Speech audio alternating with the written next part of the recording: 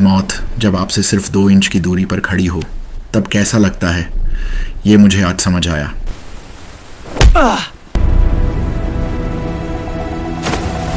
मुझे मौत से डर नहीं लग रहा, अफसोस सिर्फ इस बात का है कि एक माँ को दिया हुआ वादा मैं पूरा नहीं कर सका। कुछ घंटे पहले मंत्री साहब की बेटी किडनैप हो चुकी है। पूरे शहर की नाकेबंदी करो, एक एक गाड़ी चेक होगी, कोई भी शहर से बाहर नहीं जाएगा। एडी, किसी भी कीमत पर हमें मंत्री साहब की बेटी को बचाना है। एडी स्क्रीन पर फुटेज देख रहा था।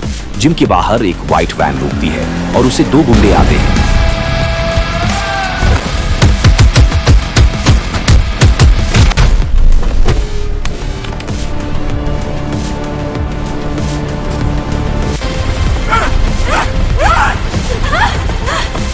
बॉडीगार्ड को बेहोश करते हैं और लड़की को जबरदस्ती ले जाते हैं। एडी की आंखें चौकन्नी हो जाती हैं। जूम करो। ये तो बाबू नशेड़ी है। छोटे मोटे गलत काम करता था, इतना बड़ा क्राइम करेगा कभी सोचा नहीं था। ये कहाँ मिलेगा? सर, ये शहर के बाहर की बस्ती में रहता है, पर वहां जाना बहुत खतरनाक है। वो उसका इलाका है। इलाका कुत्तों का होता है, शेर की पूरी दुनिया होती है।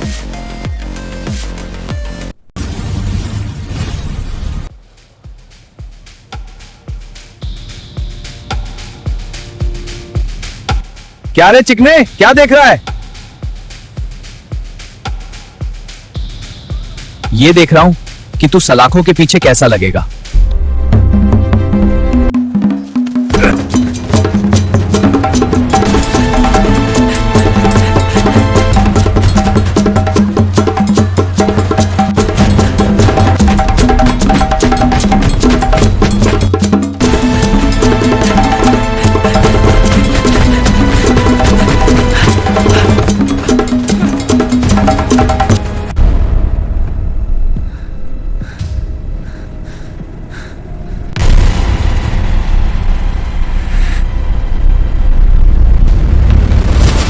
भाई, आज शिकार के लिए एक पुलिस वाला लाया हूं।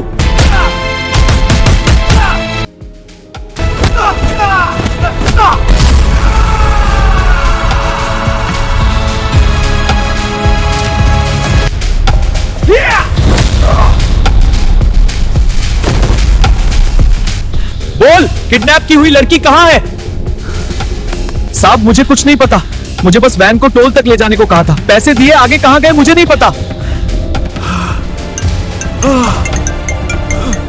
तभी एडी का फोन बजा। क्या? एडी, अब परेशान होने की जरूरत नहीं है। मंत्री साहब की बेटी वापस आ गई है। उसे आजादी से घूमना था। उसने अपनी जैकेट जिम की स्टाफ लड़की को पहना दी, बॉडीगार्ड को चकमा देकर बाहर चली गई। अब सब ठीक है। सर, इसका मतलब किडनैपर्स जिम की स्टाफ लड़की को मंत्री की बेटी समझकर ले गए हैं।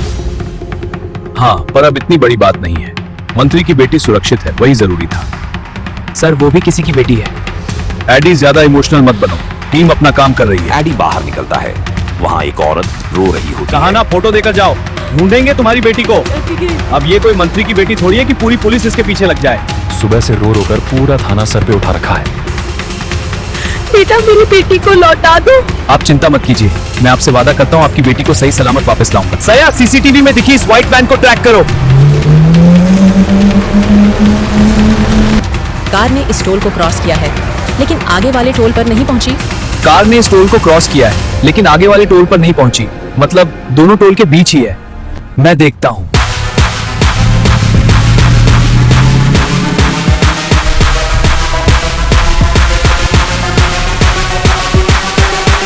एडी को एक कच्चा रास्ता दिखता है जो नदी तक जाता है।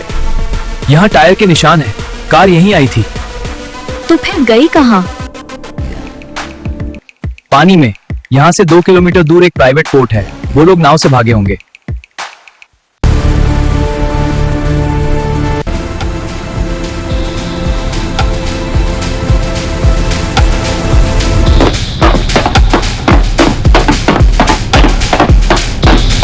साया, कार यहीं है।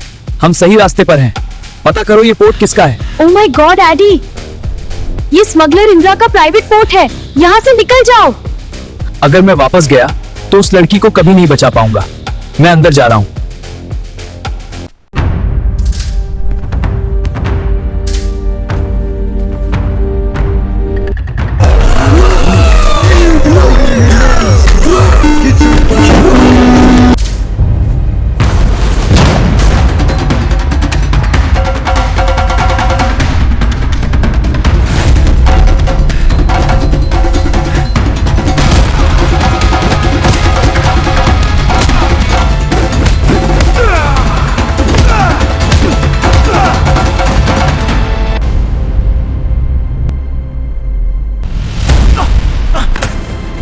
अचानक पीछे से कोई एडी पे वार करता है।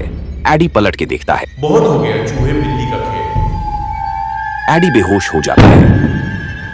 होश आने पर एडी घुटनों के बल चट्टान के किनारे बैठा था।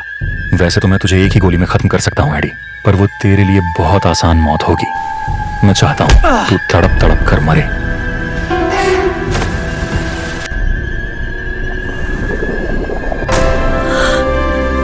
उठो एडी, तुमने वादा किया है मेरी बेटी को सही सलामत लाओगे।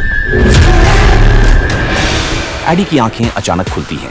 वो रस्सी खोलता है, समंदर में तैरकर ऊपर आता है, गुस्से से भरा हुआ।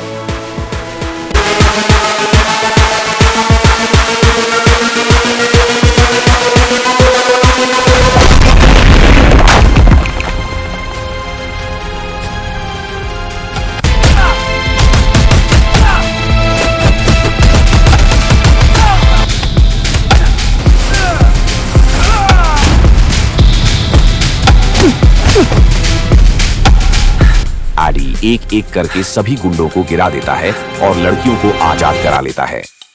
माँ, मेरी बच्ची। कुछ दिनों बाद